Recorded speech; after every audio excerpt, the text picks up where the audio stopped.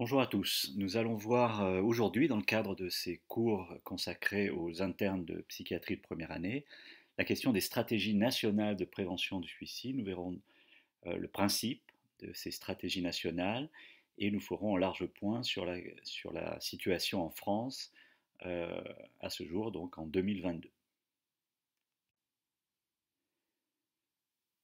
Je n'ai pas de lien particulier à déclarer qui pourrait influencer mon propos, lien de type convention, avantage, rémunération, relations personnelles ou intérêt financier.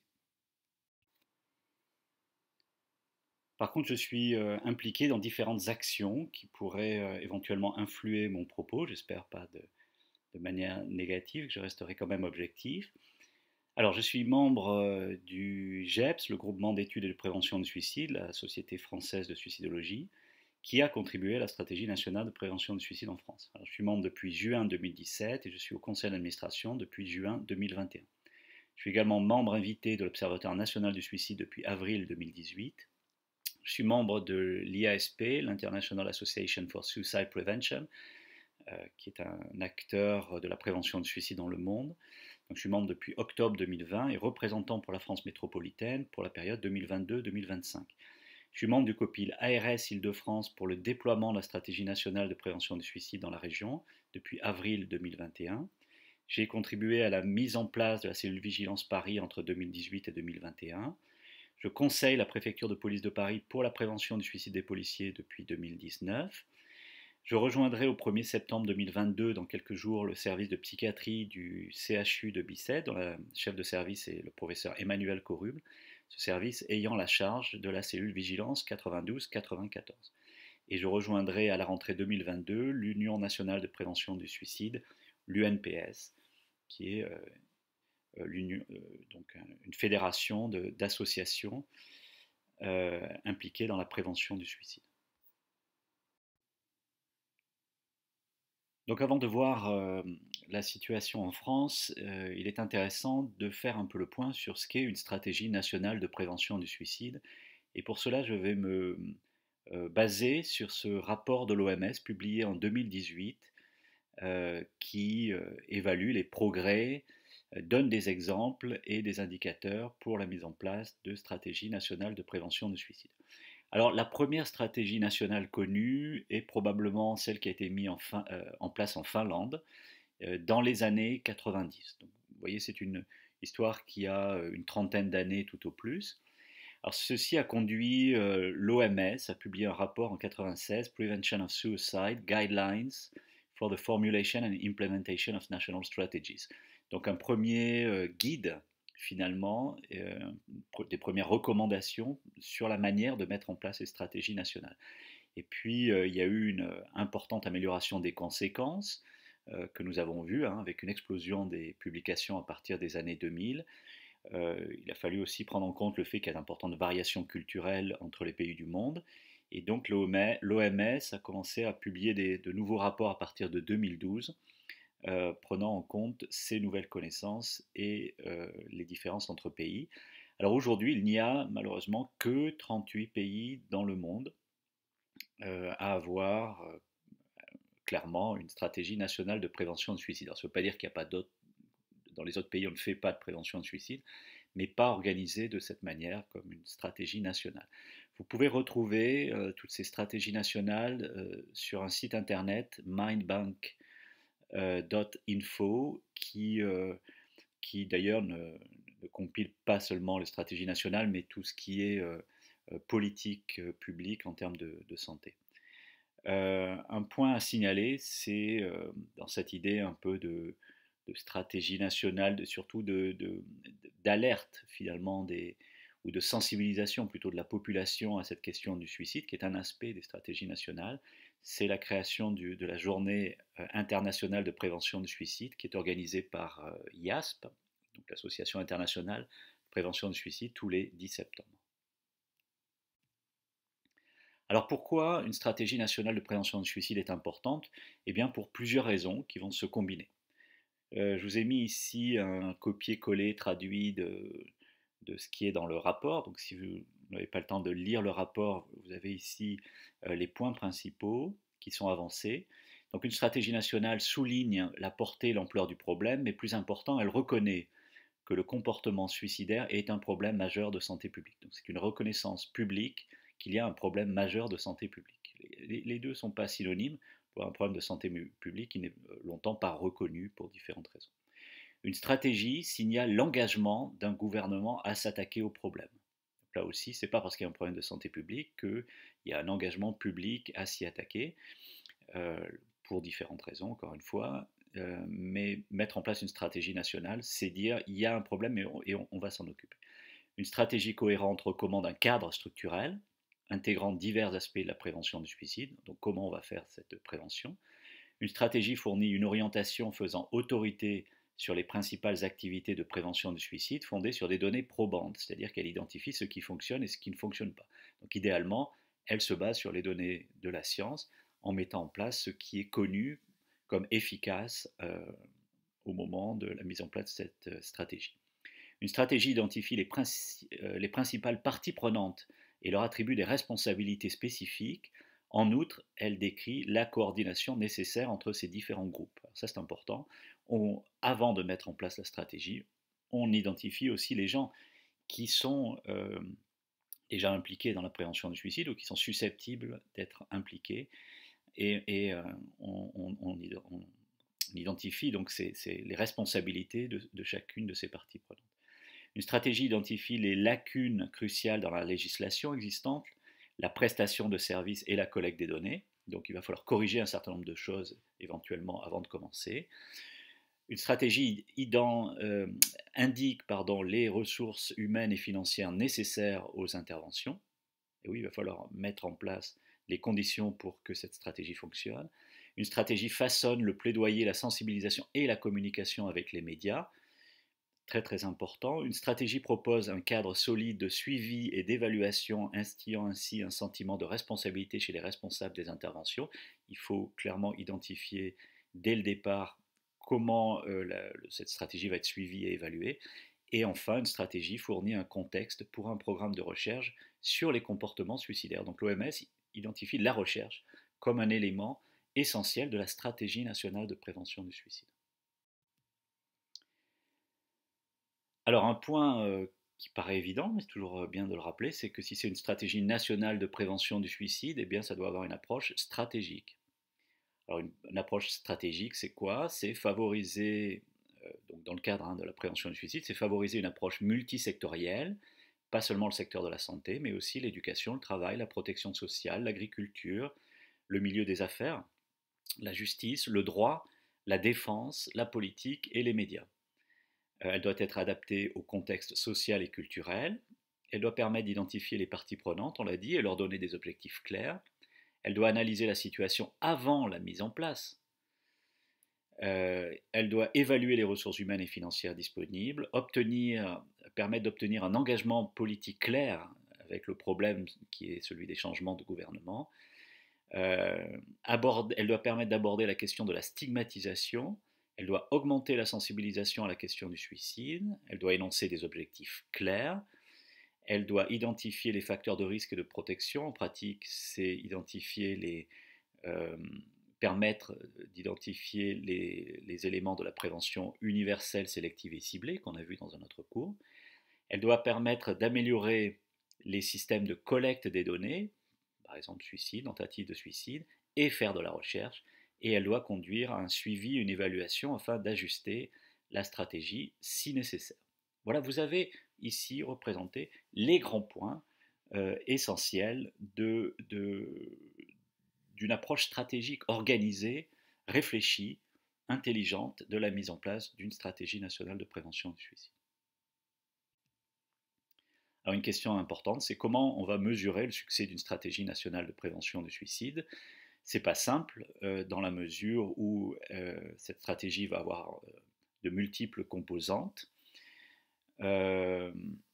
et donc c'est difficile souvent de savoir ce qui a marché finalement dans cette stratégie, si ça a marché. Et puis le suicide, eh bien, les principaux indicateurs comme les tentatives de suicide fluctuent en raison de différents autres facteurs que les mesures de prévention. Et donc il va falloir essayer de comprendre en quoi la stratégie a pu avoir un effet. Éventuellement un effet qui va s'opposer à des effets qui tendent à faire monter le suicide. Alors si le suicide est stable, est-ce que ça veut dire par exemple que la stratégie n'a pas marché? Pas forcément.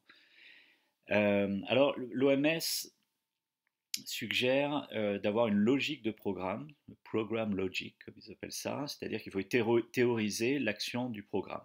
Pour cela, on peut hiérarchiser les objectifs. Par exemple, il y a des objectifs basiques, c'est est-ce qu'on a réussi à mettre en place les structures et les processus qu'on voulait. Premier objectif. Deuxième objectif, est-ce que des mesures intermédiaires se sont améliorées? Par exemple, si dans notre stratégie, on a un axe pour éviter la contagion suicidaire par une information éthique dans les médias, eh bien, si on compte le nombre d'informations éthiques sur les cas de suicide, est-ce que ça s'est amélioré? Donc on ne regarde pas si ça a eu un impact sur le suicide, mais on demande si au moins cette mesure intermédiaire s'est améliorée, ou la satisfaction des patients suicidaires concernant la prise en charge. Et puis, le niveau le plus élevé finalement d'objectifs, ce sont les mesures principales que sont par exemple le taux de suicide ou de tentatives de suicide. Alors il faut des sources multiples, qui soient par ailleurs valides et fiables, sachant qu'il y aura des données qui sont collectées un peu automatiquement, comme les données administratives, alors que d'autres vont être collectées à l'occasion de projets de recherche. Et puis on aura des données quantitatives, mais il ne faut pas oublier les données qualitatives. L'OMS a publié un autre guide qui s'appelle Live Life euh, en 2021, je pense que c'est une version révisée d'ailleurs, donc un guide d'aide à la mise en place d'une stratégie nationale de prévention du suicide où tout est expliqué. Donc, vous voyez, l'OMS a fait un énorme effort pour aider les États à mettre en place une stratégie nationale de prévention du suicide. C'est un guide qui a été écrit avec de nombreux experts en santé publique, en épidémiologie et en suicidologie. Donc c'est une source très très sûre qui fait le point aussi sur nos connaissances actuelles en termes de prévention du suicide, à la fois connaissances issues de la recherche et aussi connaissances issues des plans de prévention du suicide qui ont pu être tentés dans différents pays depuis plusieurs années. Donc maintenant, il y a une source de connaissances très très importante qu'il est bon de pouvoir utiliser et sur laquelle on peut se baser. Alors je vous donne ici un exemple d'une stratégie nationale de prévention du suicide qui semble être efficace. Ça se passe au Japon. Donc pendant longtemps au Japon, on a considéré que le suicide, finalement, c'était une affaire privée, intime, et l'État n'avait rien à y faire. Il y avait une attitude culturellement, on pourrait dire, un peu permissive ou tolérante vis-à-vis du suicide. Et le suicide était à un niveau élevé pendant de nombreuses années et ça s'est aggravé au milieu des années 90 à la suite de la grande crise économique asiatique. Et donc le taux de suicide, vous voyez, atteignait un pic. Et donc à partir de 2005, il y a eu quand même un changement d'attitude, il y a eu une volonté de changer les choses. Et ce qui a été très intéressant, c'est qu'il y a eu des rencontres en fait entre des associations ou des ONG comme LifeLink. Vous voyez en dessous la photo du président ou du représentant de LifeLink, Yasu Shimizu, qui est un ancien journaliste, qui a été très très actif et qui a travaillé avec des ministères à l'élaboration d'un plan national qui a été mis en place à peu près autour de 2010. Il y a eu également la création d'un centre national de prévention du suicide pour faire de l'information, de la recherche et du suivi. Et une grosse activité de recherche, qui a beaucoup de chercheurs qui travaillent en épidémiologie au Japon et recherche très très active en suicidologie. Et vous voyez qu'à partir de 2010, eh bien, le nombre de suicides au Japon a chuté. Euh, alors, chez les hommes comme chez les femmes, même si c'est plus spectaculaire chez les hommes parce qu'on part de plus haut, mais il faut noter que ça marche chez les hommes. Vous vous souvenez du programme de Gotland qui avait surtout marché dans le suicide des femmes. Alors que là, ça a l'air de marcher dans les deux sexes, même si vous voyez, il y a eu un petit rebond chez les femmes à l'occasion de Covid. Euh, Petite parenthèse, on en a déjà parlé, les sources, hein, c'est la police. Donc ce sont des données qui sont mises à jour tous les mois. On a des données disponibles systématiquement. Au Japon, c'est très très impressionnant et ça permet d'avoir des données très à jour.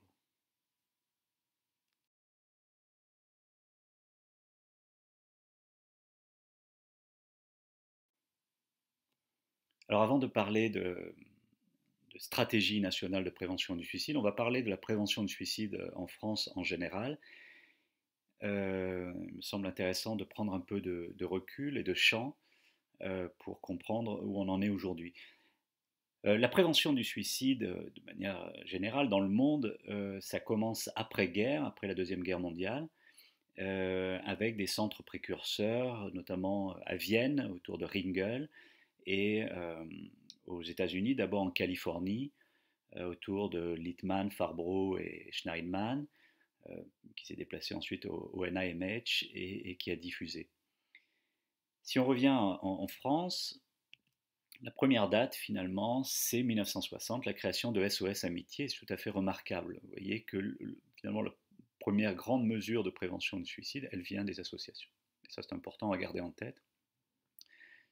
C'est la création de SOS Amitié, donc qu'on connaît hein, dans le grand public, euh, qui s'est faite sur le modèle des Samaritains qui avait été créé à Londres quelques années auparavant par le révérend Shadvara.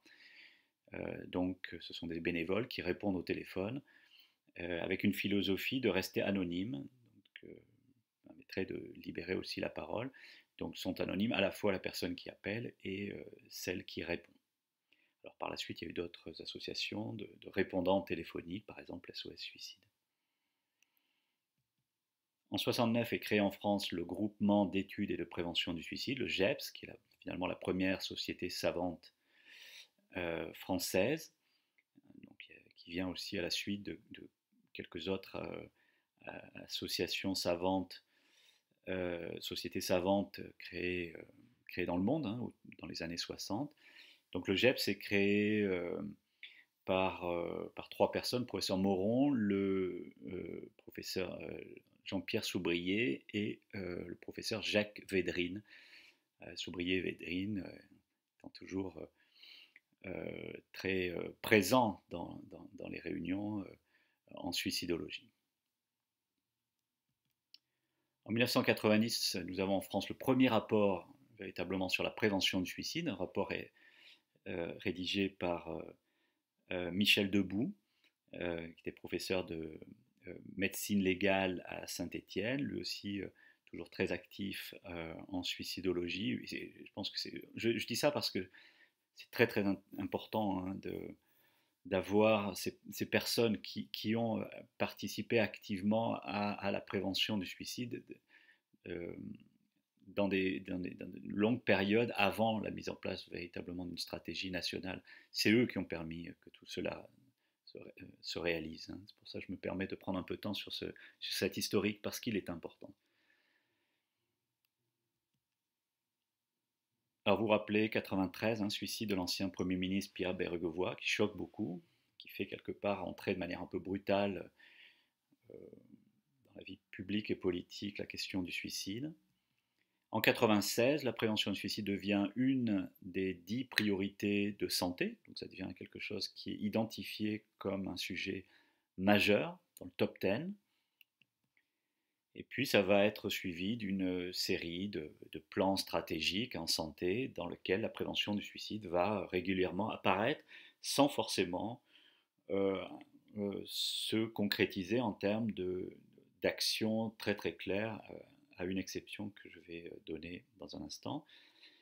En 2000, c'est également la première grande recommandation de l'ANAS, qui est l'ancienne HAS, la Haute Autorité de Santé, donc une recommandation d'un groupe sous la direction du professeur Jean-Louis Terra, professeur de psychiatrie à Lyon et très très actif également dans la prévention du suicide. Alors voilà finalement un point qui va se concrétiser hein, en termes d'action de prévention du suicide, c'est un programme de formation des professionnels que va organiser Jean-Louis Terra et Monique Seguin, professeur de psychologie au Québec. Donc de nombreux professionnels vont être formés en France. Malheureusement, ce programme ne va pas durer. Euh, je pense pour des raisons financières, mais pas seulement peut-être. Je ne sais pas trop, mais donc il y a une première tentative, vous voyez, de concrétisation, d'action, de prévention du suicide. Il faut attendre finalement le milieu des années 2010. Alors, il y a une date importante, c'est 2013, qui est la création de l'Observatoire national du suicide, qui est une réussite, à mon avis. L'Observatoire national du suicide, qui est coordonné par la DRES, qui est la direction de ressources de la recherche pardon, et des statistiques du ministère de la Santé, et notamment coordonné par un groupe très très actif hein, qui a permis le succès de cet Observatoire national du suicide. C'est un endroit où vont se réunir des gens qui sont impliqués dans la prévention du suicide et qui ne se connaissaient pas forcément parce qu'ils travaillent dans des domaines différents. Alors ça se sont retrouvés autour d'une grande table des cliniciens, des chercheurs, des institutions, évidemment le ministère de la Santé, Santé publique France, mais aussi d'autres ministères pour qui le suicide est un sujet pertinent, le ministère du Travail, la police, par exemple, et d'autres, et puis les associations. Par exemple l'UNPS dont je parlais tout à l'heure, et d'autres associations qui ne font pas partie de l'UNPS, mais qui sont représentées. Le GEPS, la Société savante de suicidologie, est représentée également. Donc des gens se sont rencontrés, c'est un endroit de rencontre. Et l'Observatoire national du suicide fait deux choses, c'est que, un, il publie tous les 2 ans des rapports, et chaque rapport, donc à partir de 2014, donc il va y avoir un rapport en 2022, et chaque rapport comprend des thématiques, 2 à 3 thématiques principales qui sont développées, et à la fin des fiches qui donnent des informations à jour, notamment sur les statistiques du suicide ou des tentatives de suicide et d'autres sujets. Donc c'est une source formidable d'informations, et ceux qui ont connu la période avant ces rapports, durant lesquels il était difficile d'avoir des chiffres à jour, eh bien c'est vraiment quelque chose d'important.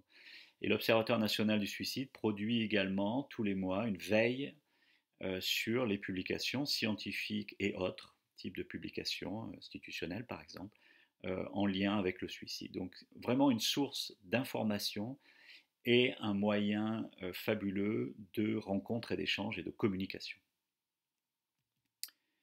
2016, autre date importante en France, c'est la possibilité pour les chercheurs d'avoir accès aux données de santé. Alors, ces données de santé, elles existent depuis longtemps. Elles étaient malheureusement jalousement gardées par les directions, ministères, etc., qui en avaient la charge. Et en 2016, il a fallu une loi, ça passe comme ça en France, pour dire bah, maintenant on met toutes ces données à disposition.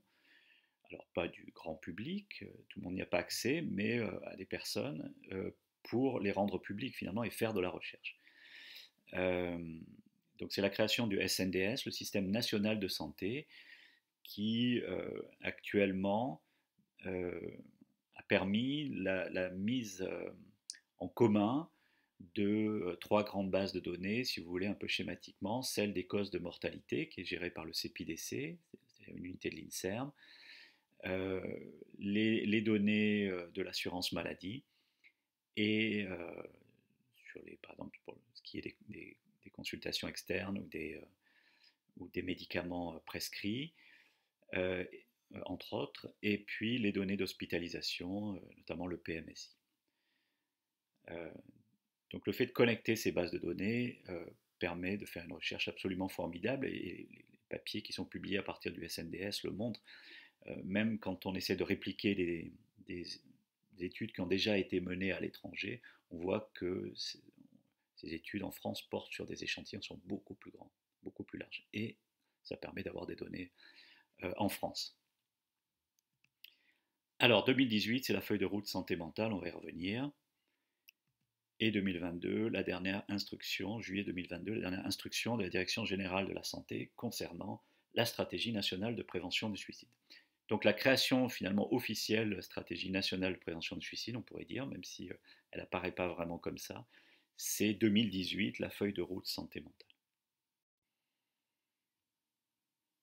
Si vous êtes intéressé par la question de l'histoire de la suicidologie moderne, je vous invite à aller sur le site internet des bibliothèques du GHU, Paris Psychiatrie et Neurosciences. Il y a différents biblioguides, dont un en suicidologie. Jean-Pierre Soubrier et moi-même avons collaboré avec Catherine Lavielle, directrice de la bibliothèque à Sainte-Anne, et Pauline Jaillet, bibliothécaire, pour créer donc un ensemble organisé d'informations sur le suicide. Et ça comprend une frise historique, je trouve très très intéressante, qui est très rapide à regarder, qui donne les principales dates avec différentes photos d'époque.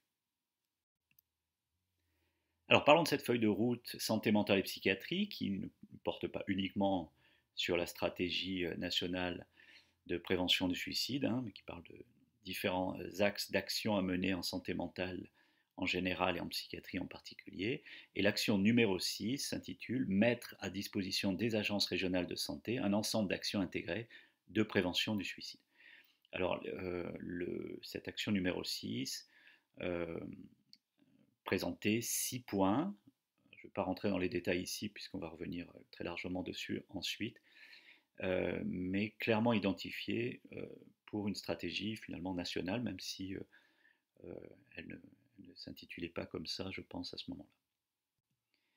Et donc, il y a quelques jours, le 6 juillet 2022, est sortie une instruction qui fait le point sur cette stratégie nationale de prévention du suicide. On va passer un petit peu de temps sur cette instruction parce que ça nous donne finalement des, des informations très concrètes, mais aussi un peu la philosophie finalement de cette stratégie. Alors, donc c'est une instruction qui vient de la Direction générale de la santé, vient du ministère de la Santé. Euh, et si vous regardez la première page, vous voyez qu'elle est adressée aux agences régionales de santé. Elle n'est pas adressée à tous les gens qui participent à la prévention du suicide. Elle est adressée aux agences régionales de santé, les ARS, qui sont responsables de la mise en œuvre de cette stratégie dans les régions. Donc elle rappelle le cadre, la stratégie décrite dans la feuille de route 2018, action numéro 6. Il y a une autre directive en septembre 2019 et donc sa mise en œuvre par les ARS. Supposément, elle actualise les objectifs. Bon, elle dit, bon, il s'est passé entre-temps les assises de la santé mentale et la psychiatrie en septembre 2021, la crise sanitaire à Covid-19. Et donc, elle nous dit, ben, on va poursuivre la mise en place des piliers. Okay. Elle insiste, par contre, je pense que c'est ça le côté un peu actualisation, elle insiste sur le nécessaire ancrage territorial.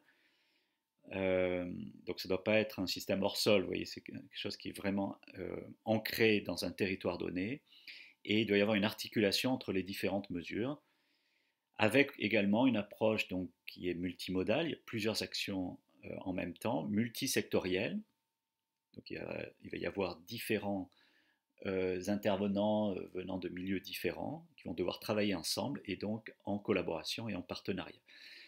Alors c'est intéressant de rappeler ça, on peut juste s'étonner que ça n'ait pas été le cas d'emblée parce que toute stratégie nationale de prévention du suicide doit avoir un ancrage territorial, être articulée, avoir une approche multimodale articulée, impliquer différents secteurs et être en collaboration. Enfin, le rapport de l'OMS le souligne déjà depuis un moment.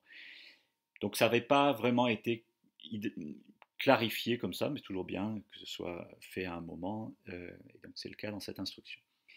Alors, on nous dit également que c'est le résultat d'une consultation d'un large panel d'acteurs. C'est intéressant d'aller voir à la dernière page qui est ce large panel d'acteurs. En pratique, c'est essentiellement des gens de l'ARS, des gens du CHU de Lille qui sont très très impliqués et on les remercie pour cela dans la prévention du suicide, un petit peu le GEPS, essentiellement sa présidente, euh, et son secrétaire général qui est également un membre du CHU de Lille, Charles-Édouard Notre-Dame, et, euh, et finalement le seul groupe, on pourrait dire un peu extérieur, c'est l'UNPS, l'Union nationale de prévention du suicide, qui est une fédération d'associations impliquées dans la prévention du suicide. Donc oui, il y a eu beaucoup de gens qui ont été interrogés, mais essentiellement des gens qui travaillent déjà sur la prévention du suicide. Pourquoi je souligne ça? Pardon, qui travaillent déjà, pas dans la prévention du suicide, mais qui travaillent déjà sur cette stratégie nationale de prévention du suicide. C'est-à-dire qu'on n'a pas beaucoup écouté, semble-t-il, en dehors des gens qui travaillaient déjà sur la stratégie. On n'aura pas demandé leur avis aux gens qui étaient impliqués dans la prévention du suicide, peut-être en dehors de l'UNPS, à travers son président Marc Filatre et sa vice-présidente Françoise Fassi. Alors je pense que c'est dommage. J'y reviendrai. L'instruction rappelle également que la gouvernance, c'est la DGS, qu'il existe également une commission promotion du bien-être mental et prévention de la souffrance psychique chargée du suivi de certaines actions de la feuille de route. Donc la DGS s'appuie sur cette commission, planifie de créer un COPIL unique à partir de la fin 2022, mais on ne sait pas qui participera à ce COPIL. On parle d'acteurs nationaux mandatés pour chacun des piliers. Ils ne sont pas tous très clairement identifiés, ceci dit, dans l'instruction. Et il y a des référents suicides dans chaque ARS ayant pour rôle de se coordonner au niveau régional avec les acteurs locaux. Les objectifs principaux, c'est la cassure de la courbe de suicide, mais il est noté dans une petite note de bas de page on a un problème en France, c'est qu'on a un retard de 4 ans pour avoir accès aux données de suicide. Alors donc, probablement qu'on ne pourra pas utiliser cet indicateur. Alors ça, c'est quand même incroyable comme remarque. Et c'est aussi incroyable qu'on n'ait pas tenté de régler ce problème avant la mise en place de la stratégie. Deuxième objectif, la baisse de 10% des hospitalisations pour tentative de suicide. Très bien. Pourquoi 10%? Pourquoi pas 20%? On ne sait pas, mais bon, c'est un objectif chiffré, en sachant que on sait bien que les hospitalisations pour tentative de suicide ne représentent qu'un aspect des tentatives de suicide. Il y a un indicateur qui est signalé, qui est le passage aux urgences pour tentative de suicide, mais il n'apparaît pas comme un objectif principal, il est retrouvé régulièrement comme indicateur régional ou secondaire, et là on ne donne pas de chiffres. Et il y aura une évaluation à mi-parcours, mais on ne sait pas quand. Et puis il y a plusieurs indicateurs secondaires, donc ça c'est très bien, par exemple le nombre de personnes incluses dans vigilance et d'autres indicateurs secondaires pour chacun de ces piliers, ça c'est important. Alors voilà les piliers, hein, c'est comme ça qu'ils sont nommés, de la stratégie nationale de prévention du suicide en France en 2022. Le premier c'est vigilance, alors on parle d'un appui technique pour vigilance de la part du professeur Guillaume Vévard et de son équipe au CHU de Lille. Donc Guillaume a fait un énorme boulot, hein, je vous rappelle, c'est vigilance, ça s'est construit sur de la recherche, et ça c'est vraiment remarquable. Je vous ai présenté dans un autre cours ces études, hein, et le format vigilance est créé sur le format de l'étude ALGOS. Alors on va reparler de ça dans un instant. Le deuxième pilier, c'est la formation qui a été créée par le GEPS, avec finalement un pilotage ou une mise en place par différents organismes de formation. Je ne vais pas rentrer dans les détails, mais c'est évidemment très très compliqué à mettre en place ces actions de formation. Retenez que il y a 3 types de formation. La formation des professionnels de santé au risque suicidaire, sont les médecins, les infirmiers, les psychologues. La formation des sentinelles au risque suicidaire. Et ce qui est prévu, c'est la formation des médecins généralistes à la dépression. Donc c'est prévu, ça devrait commencer prochainement. Mais ça a pris beaucoup de retard par rapport aux autres formations. Troisième point est nommé contagion suicidaire. Alors il y a quatre points dans la contagion suicidaire. Le premier, c'est tout le travail auprès des journalistes qui repose sur le programme Papageno, lui-même piloté par le CHU de Lille. Et ce programme Papageno, on va y revenir, s'est enrichi de média training et autres actions euh, dont l'objectif est vraiment d'éviter enfin, de promouvoir une information éthique et d'éviter la contagion suicidaire. Alors après, un deuxième point plus récent, qui est celui de l'identification des hotspots. Bon, on peut chipoter en disant que ce n'est pas forcément que de la contagion suicidaire, c'est aussi de la restriction d'accès aux moyens létaux, qui est un point qui devrait, vous voyez, apparaître en gras sur ma diapositive. On l'a vu dans le cours sur la prévention du suicide, c'est un point essentiel. Mettre des barrières sur des ponts, bon, ok, ça peut prévenir un peu la contagion suicidaire, mais surtout ça empêche les gens de sauter, quoi. Et donc ça sauve des vies. Euh, bon, c'est dommage que ce ne soit pas présenté comme ça, je pense. Donc l'identification des hotspots est coordonnée par les ARS. Troisième point, la postvention. Là aussi, c'est quelque chose qui s'est ajouté depuis 2018. C'est en préparation à la fois par la Fédération de recherche en santé mentale, PSI, qui se trouve à Lille, qui est en lien étroit avec le CHU de Lille, et l'équipe du centre hospitalier Le Vinatier à Lyon, autour d'Édouard Lonne. Donc ça, c'est très intéressant. Alors là aussi, la postvention, évidemment, il y a un aspect de prévention de la contagion suicidaire et puis surtout un aspect de soutien aux personnes qui ont été heurtées par le suicide d'un autre et qui sont éventuellement dans un deuil très très compliqué. Enfin, un quatrième point qui est en préparation, qui est la prévention ou tout le travail autour du numérique et des réseaux sociaux virtuels, qui sera sous-tendu par un projet hospitalier de recherche clinique qui s'appelle Helios et qui a été attribué à l'équipe du CHU de Lille. Alors quatrième point, la mise en place d'un numéro national, et ce qui va avec, qui est extrêmement complexe également, c'est la mise en place d'un annuaire de ressources, et dont le pilotage est assuré par le professeur Pierre Thomas, qui est professeur de psychiatrie au CHU de Lille. Cinquième point, l'information du public. Alors là, il y a plein d'intervenants qui sont cités, le ministère de la Santé, Santé publique France, avec différentes campagnes, Psycom, Papageno devrait aussi faire ça, le 3114 devrait aussi être impliqué, et puis on parle du GEPS et de l'UNPS. Et sixième point, nouveau, qui apparaît dans cette instruction, ce qui s'appelle le pilotage intégré en pratique, le fait de rajouter à la stratégie nationale des actions qui sont déjà engagées en fait en termes de prévention du suicide. Par exemple, la mission interministérielle sur le bien-être en milieu agricole, qui comprend la prévention du suicide des agriculteurs, mais pas seulement d'ailleurs, c'est une action beaucoup plus large, je pense qu'ils ont eu raison de faire quelque chose de plus large. Et puis un deuxième point, c'est toutes les actions menées par la direction de l'administration pénitentiaire euh, qui, euh, qui visent donc la prévention du suicide des détenus, qui est à un niveau très très très élevé.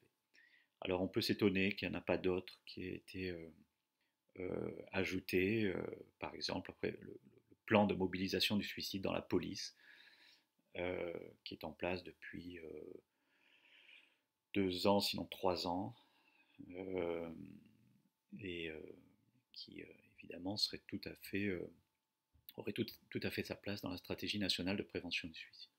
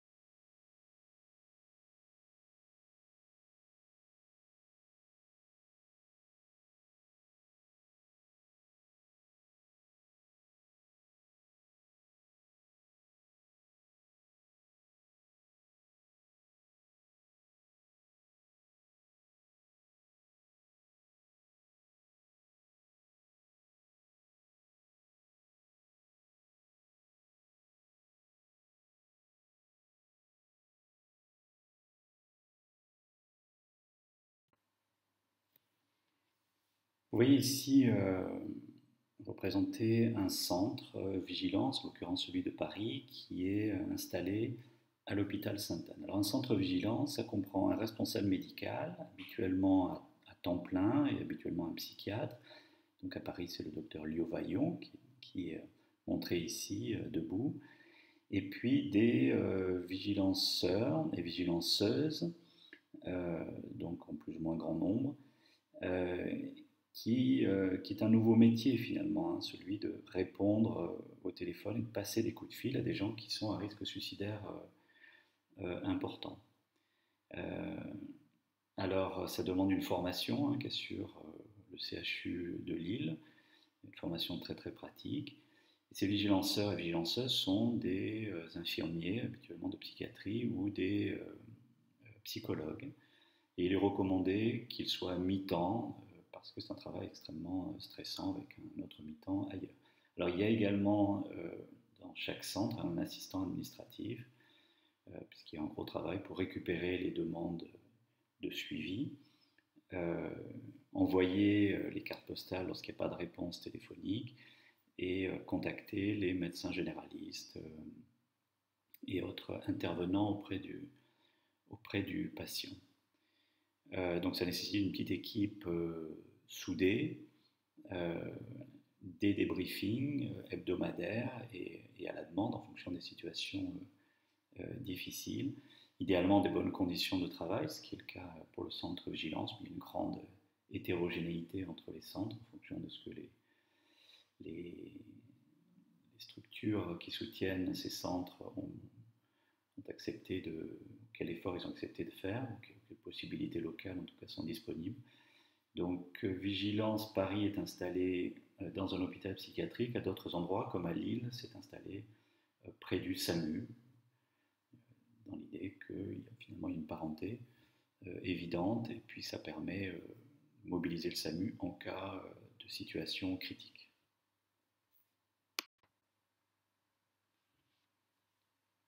Vous voyez représentés ici sur ce tableau les différents centres qui sont ouverts à ce jour. Le premier centre a été celui de Lille en février 2015, donc avant hein, la feuille de route santé mentale, donc ouvert comme une expérimentation, et a été suivi l'année suivante de quelques centres précurseurs finalement.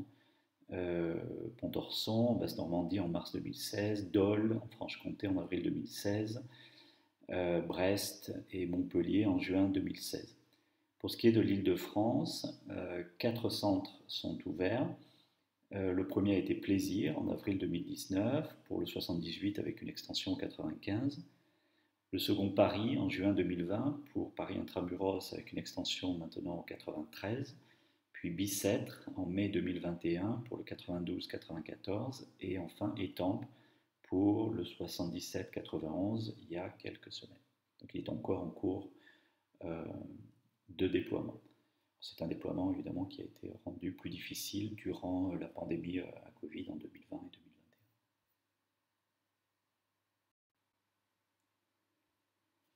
Enfin, vous voyez représenté ici le déploiement géographique du dispositif Vigilance au 1er juillet 2022. Vous voyez en bleu foncé les départements qui bénéficient d'un dispositif actif. Vous voyez que la plus grande partie du territoire métropolitain a un centre vigilance actif, et c'est vrai aussi des régions d'outre-mer. En gris, ce sont les départements qui sont en cours de déploiement, donc en cours d'ouverture, qui devraient bientôt devenir bleu foncé. Et quelques départements ne sont pas encore ouverts, représentés ici en bleu ciel. Pour ce qui est du centre de la France, vous avez le Loiret et l'Oise, un peu plus au nord. Surtout, il y a une grande partie de la Nouvelle-Aquitaine qui va du Limousin jusqu'au sud-ouest, les Landes et le Pays Basque, qui n'est pas ouvert, ainsi que le sud-est. Et enfin, pour les régions d'outre-mer, Mayotte n'est pas ouvert. Deuxième axe, la formation des professionnels de santé des sentinelles. Donc, ça a été créé par le GEPS sur la base des formations précédentes de Jean-Louis Terra et Monique Seguin.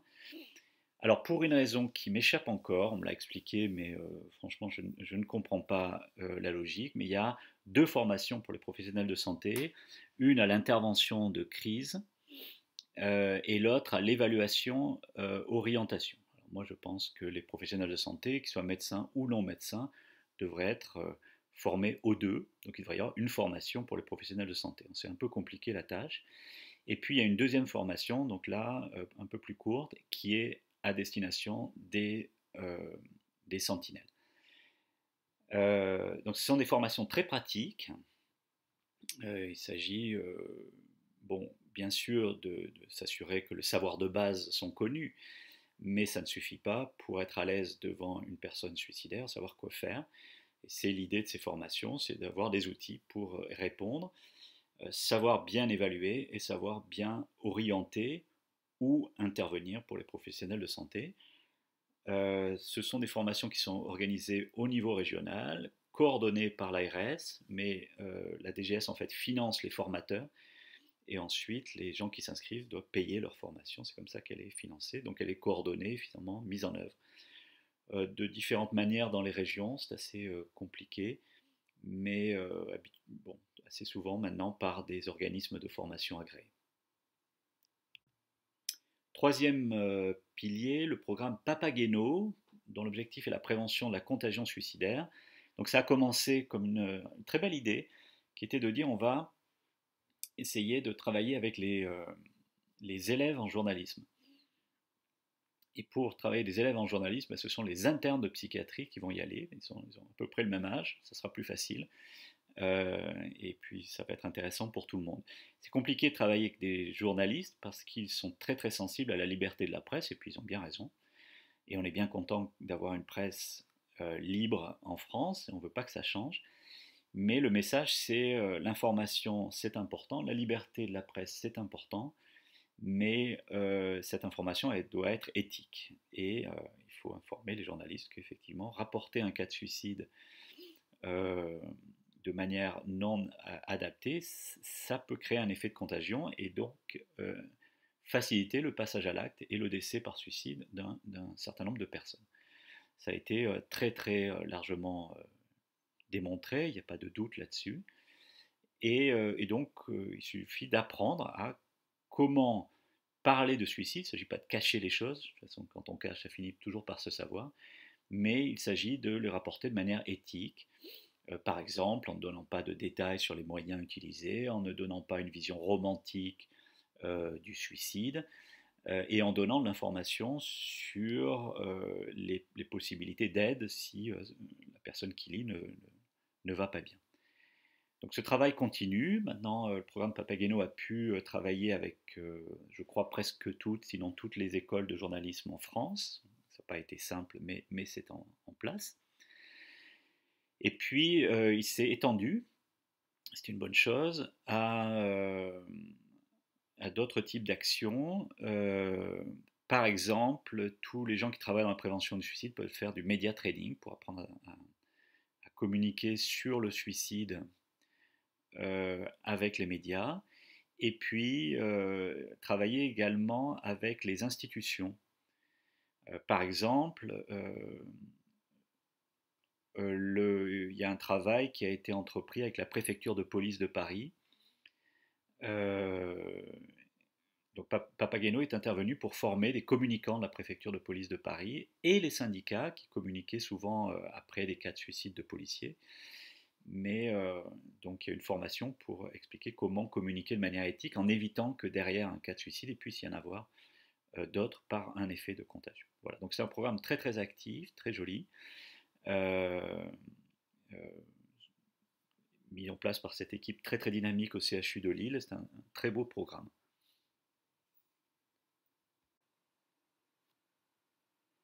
Dernier grand pilier mis en place en octobre 2021, le numéro national que vous devez connaître, le 3114. C'est un numéro ouvert 24 heures sur 24, 7 jours sur 7, où les répondants ne sont pas des bénévoles, mais des personnes salariées, qui sont des professionnels, donc infirmiers, psychologues, formés là aussi spécifiquement comme les vigilanceurs à la réponse téléphonique.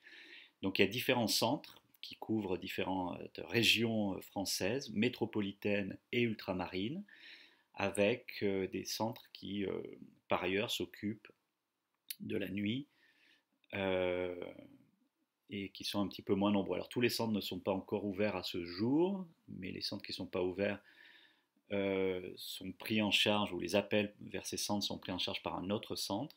Donc toute la France est couverte à l'heure actuelle, même si ça peut encore créer des retards dans les réponses. On espère que d'ici la fin de l'année, tous les centres pourront être ouverts, fonctionnels, donc le système pourra fonctionner correctement.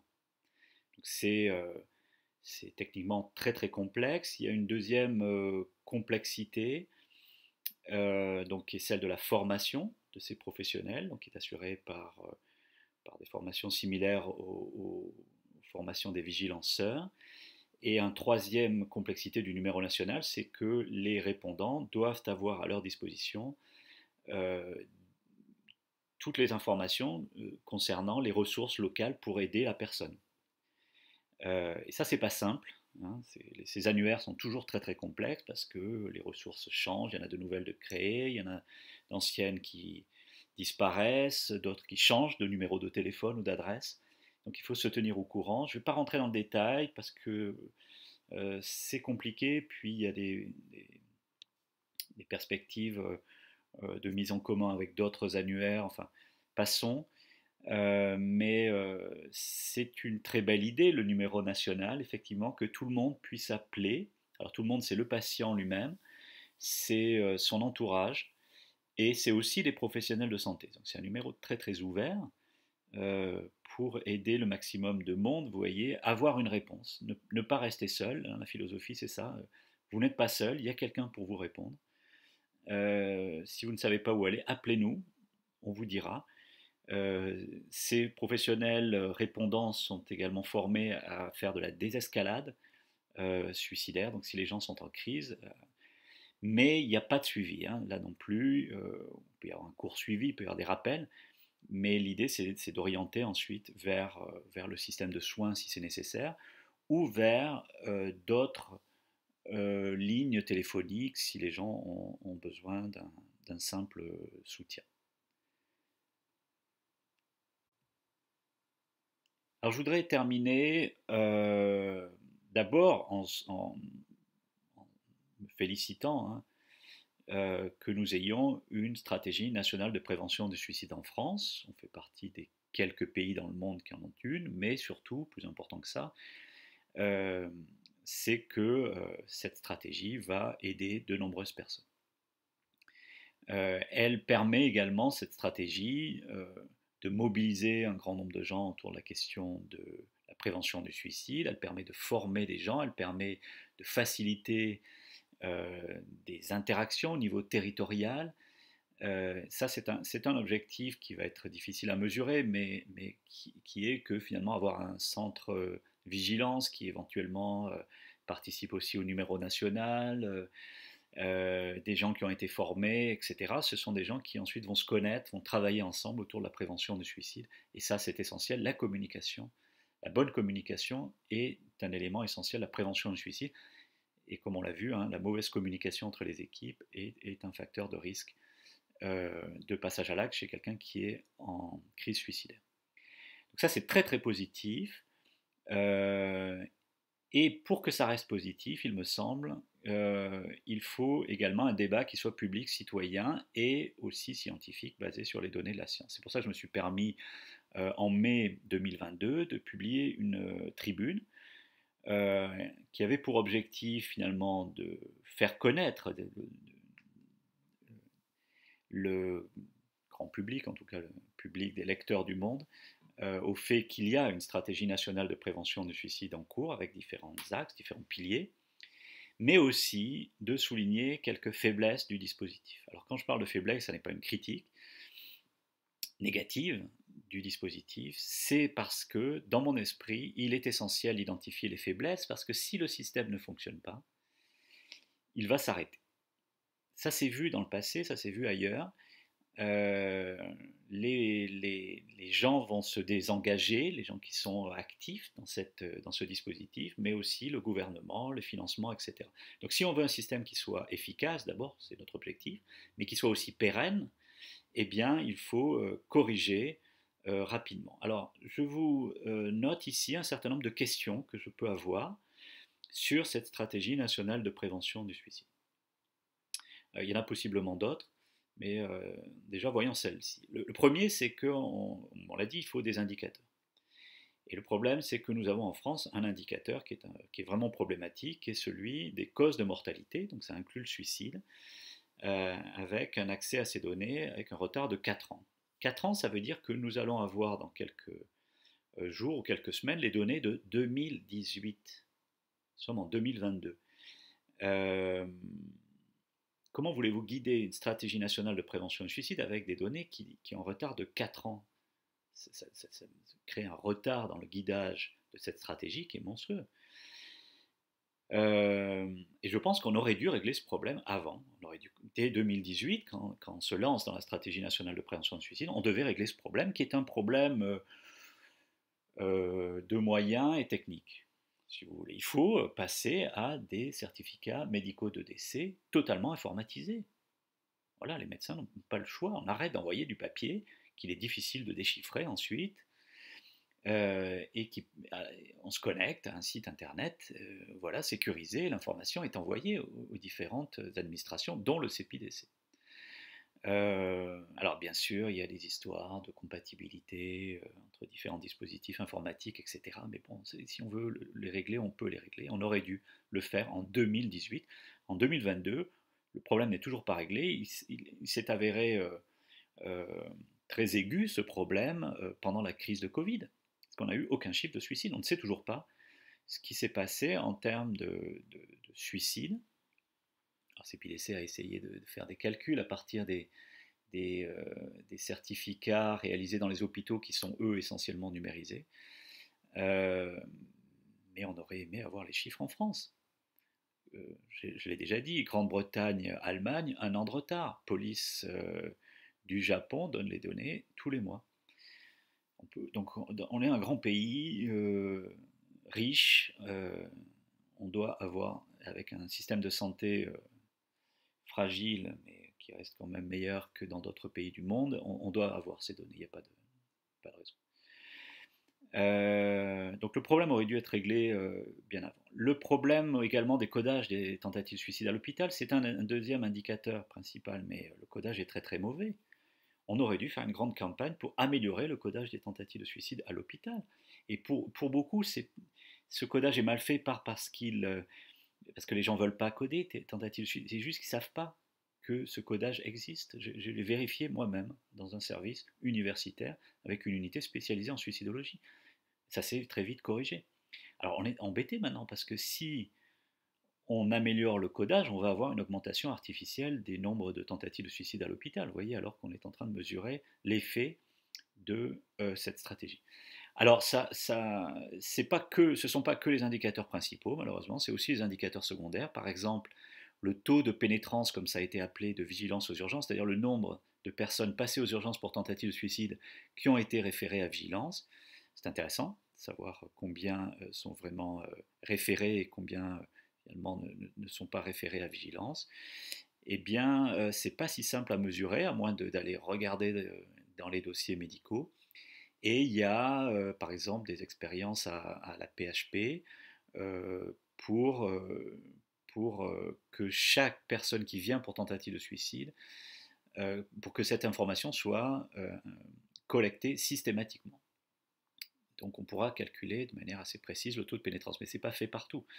Donc dans beaucoup d'endroits, on ne saura pas si les gens qui sont suivis dans vigilance, ça représente 10, 20, 40 ou 100% des gens qui sont passés aux urgences. C'est quand même très très problématique.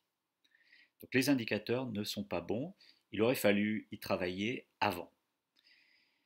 L'Observatoire national du suicide avait souligné un certain nombre de limites des systèmes d'information dans des rapports précédents, la feuille de route de 2018. Deuxième point, il n'y a pas eu de concertation préalable avec les acteurs historiques, notamment les associations. Donc ça s'est fait entre un petit groupe autour du CHU de Lille, très très actif, encore une fois, et loin de moi l'idée de les critiquer. Heureusement qu'ils ont été là pour lancer tout cela, mais il n'y a pas eu de concertation publique sur une stratégie nationale de prévention du suicide. Donc il y a eu, vous voyez, quelques actions qui ont été mises sur la feuille de route santé mentale au milieu de très nombreuses, de dizaines d'actions en santé mentale, et c'est devenu ensuite la stratégie nationale de prévention du suicide. En Autriche, par exemple, il y a une dizaine d'années, lorsqu'ils ont mis en place une stratégie nationale, eh bien, ils se sont réunis. Alors c'est un pays fédéral, donc on a plus l'habitude des discussions et de trouver des consensus. Ça s'est pas du tout fait comme ça en France, donc beaucoup de gens se sont sentis exclus finalement. Et ça c'est problématique. Vous voyez. Si on se sent exclu, on a moins envie d'aider, hein. C'est bien habituel, très humain. Il n'y a pas eu d'audit externe non plus par les spécialistes internationaux. Alors je parle de spécialistes internationaux et pas de sociétés privées d'audit qui coûtent très cher et qui ne sont pas toujours très compétentes. Non, mais tous ces gens qui ont participé au guide de l'OMS que je présentais tout à l'heure, ils ne sont pas très loin en Europe, hein. Il y en a en Angleterre, il y en a en Allemagne, il y en a ailleurs en Europe. Ils seraient très très intéressés de venir regarder et de nous dire ce qui est une bonne idée, ce qui pourrait éventuellement manquer. Là aussi, dans cette idée, que ça pourra nous être utile pour la pérennisation du système. La gouvernance est très centralisée, hiérarchisée, top-down, c'est pas une surprise, on est en France, mais peut-être qu'en France en 2022 on pourrait un peu changer les choses. Je ne suis pas certain que la gouvernance d'une stratégie nationale de prévention du suicide doit être jupitérienne.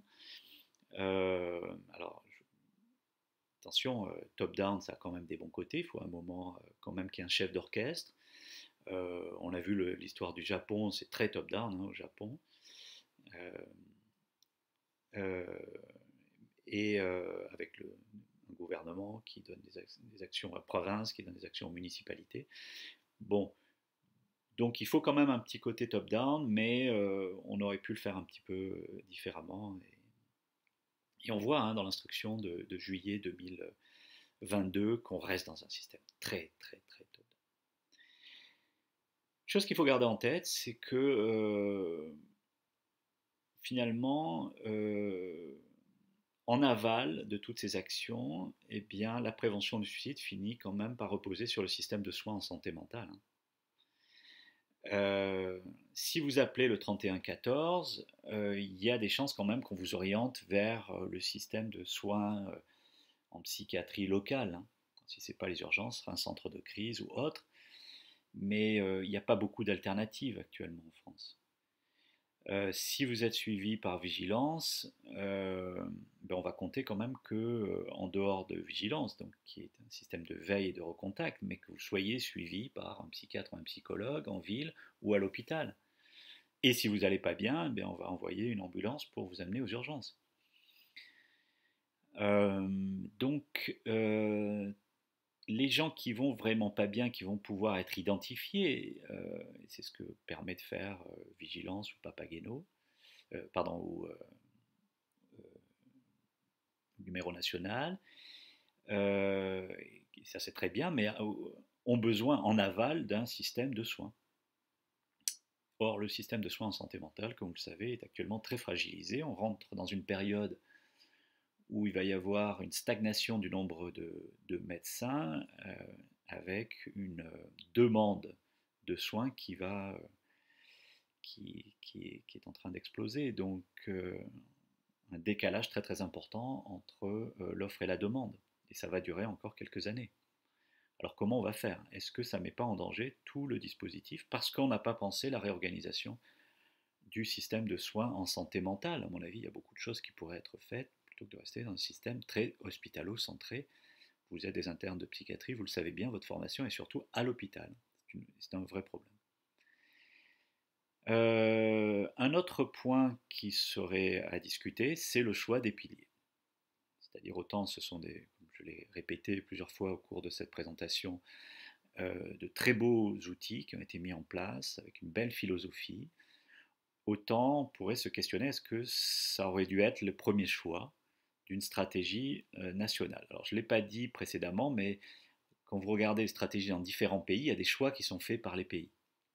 Il y a des pays qui vont privilégier tel axe alors que tel autre pays va privilégier tel autre axe. Donc c'est normal que les stratégies ne se ressemblent pas d'un pays à l'autre, il y a des choix qui sont faits, différents, qui reposent, ces choix reposent euh, sur différentes raisons, hein, finalement historiques, culturelles, etc.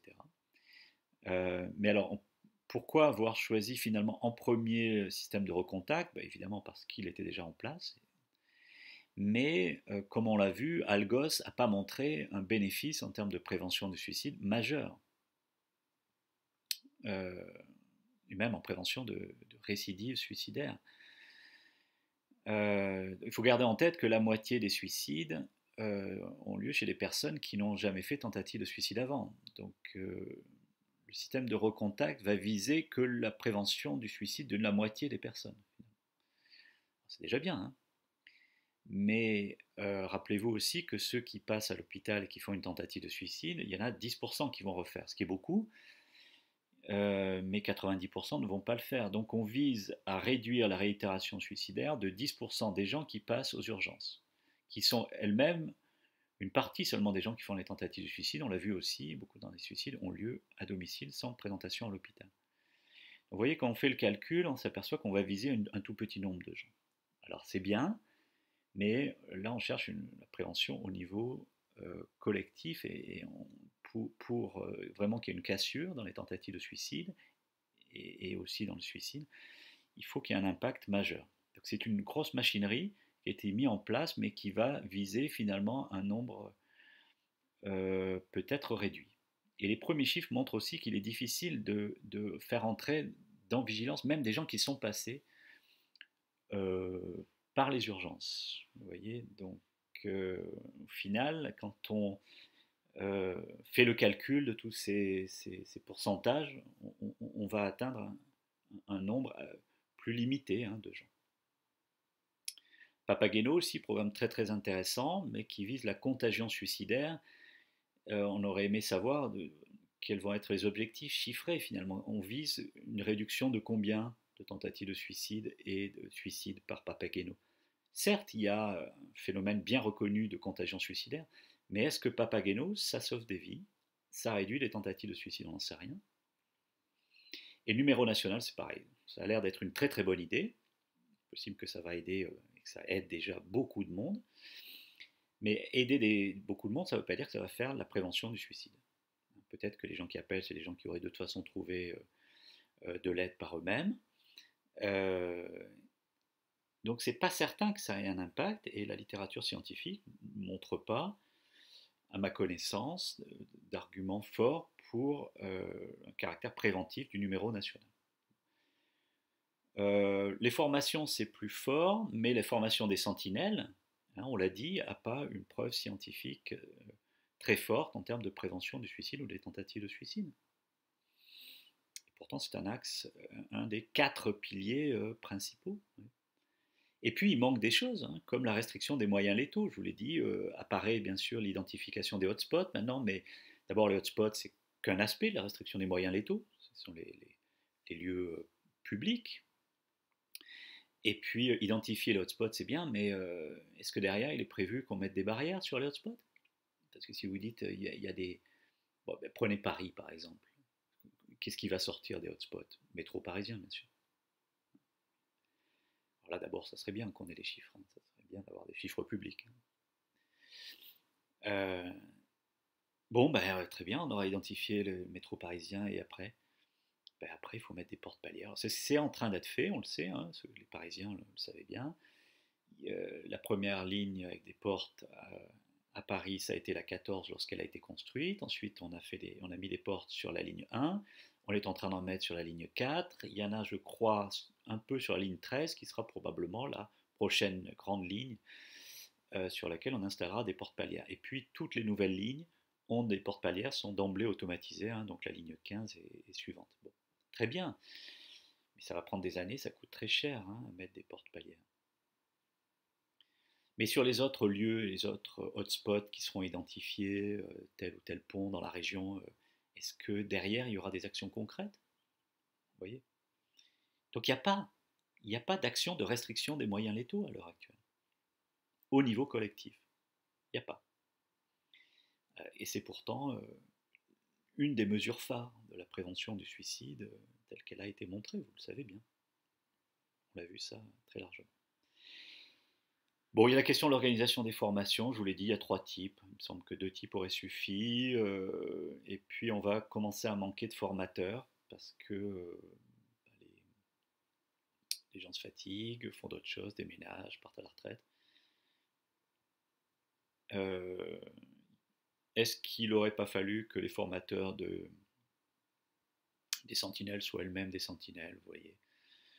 Donc est-ce qu'on ne devrait pas penser à la réorganisation? Bon, là c'est une question secondaire parce que je pense que les choses peuvent se réorganiser assez facilement pour ce pilier et pour le rendre plus fonctionnel. Il va falloir quand même aussi l'organiser de telle manière que ça touche un maximum de gens, hein, sinon ça ne va pas suffire. Si par exemple dans une région c'est essentiellement 1 ou 2 hôpitaux qui sont formés, c'est très bien pour ces hôpitaux, mais quid des autres hôpitaux, quid des médecins en ville, hein, c'est là que ça aura un impact. Donc c'est bien de faire cette formation, mais elle aura un impact si elle permet de toucher un grand nombre de gens. Bon, on peut regretter aussi que la formation des médecins généralistes, alors à la dépression, hein, et on inclut dans la dépression l'évaluation du risque suicidaire, se soit faite tardivement, et puis on ne sait pas vraiment si les généralistes vont s'approprier cette formation, hein, qui est faite par des psychiatres par ailleurs, pour beaucoup. Donc il y a des questions, hein. Donc un axe principal, là aussi, est pour l'instant pas mis en place et me semble encore assez fragile. Donc on espère que ça va s'améliorer. Et dernier point que je voulais discuter ici, c'est la question du coût du dispositif. On aimerait avoir des chiffres plus clairs et puis aussi une estimation du coût-efficacité. C'est-à-dire que combien on espère sauver de vies et combien on espère réduire de tentatives de suicide et d'hospitalisation. Et est-ce que finalement c'est un dispositif qui va être intéressant sur le plan coût-efficacité? C'est-à-dire on va économiser plus qu'on va mettre de l'argent. C'est très très important. Ça semble une vision très libérale et très froide et pas très humaine. C'est vrai.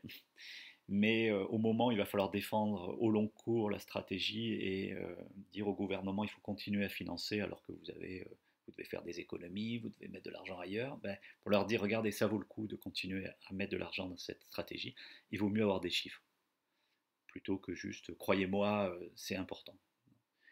Et donc il va falloir faire cette recherche de coût-efficacité à un moment, ça va être important.